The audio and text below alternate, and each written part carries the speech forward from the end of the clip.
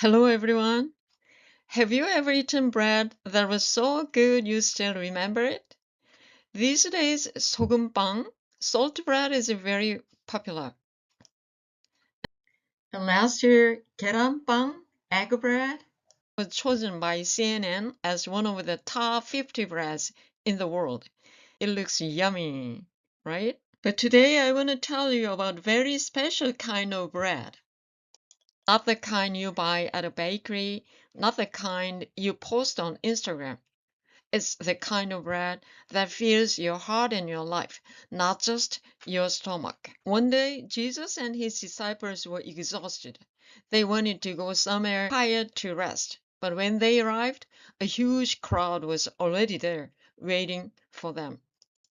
When Jesus saw the large crowd, he had compassion on them because they were like a sheep without a shepherd. Jesus saw people who were like lost, not knowing where to go or what to do. So instead of resting, he taught them and healed the sick. By the time evening came, everyone was hungry. The disciples said, "Master, this is a remote place. Send them away so they can find food." But Jesus said something shocking. "You give them something to eat." The disciples answered, "How could we? We only have 5 loaves of bread and 2 fish. That's like trying to feed a whole school with one lunchbox." But Jesus took the bread and fish, thanked God, broke them, and gave them to the disciples to distribute to the people. And something amazing happened. Everyone ate, not just a little. They ate until they were full. There were over 5,000 men, and with the women and children, maybe 20,000 people. And there were even leftovers, 12 baskets full. This shows something important about Jesus. He is kind. He cares about people. He notices when we are tired, hungry, lonely, or struggling. And he can provide in ways we could never imagine. Nothing is impossible for him. I experienced this personally. When my husband was studying in the United States, we had almost no money. Life was very hard. We needed a car, but couldn't afford one.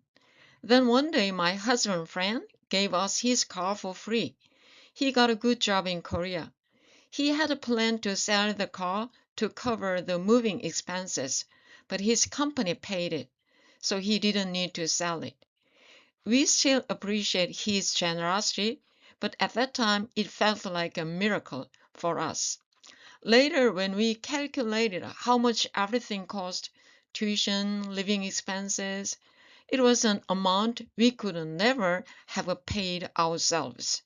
But God provided step by step. But here is something very important.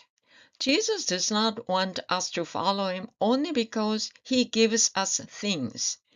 After Jesus fed the crowd, the people wanted to make him their king because he gave them free food. But Jesus said, "Do not work for food that spoils, but for food that lasts forever."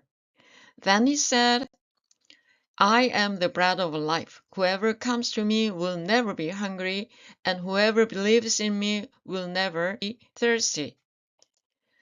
Jesus was saying, "I'm not there to fix your problems. I'm not just here to give you stuff. I'm here to give you new life."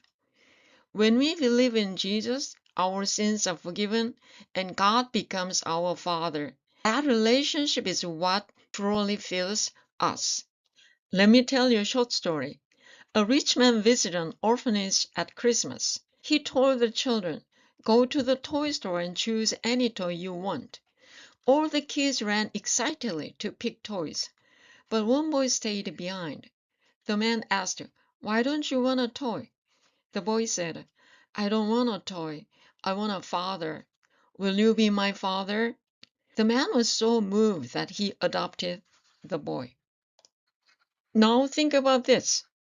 Would you choose a toy or a father? Toys break, money runs out, success doesn't last, but a father's love stays. In the same way, Jesus doesn't just want to give us blessings. He wants to give us God Himself. So today, remember this. Jesus is the bread that never runs out. If you come to Him, if you trust Him, if you believe in Him, you will never be truly empty again. You will always have a loving Father walking with you. We want to invite you to our worship, 11 a.m. every Sunday at A302 Undergrad Building. Everyone is welcome.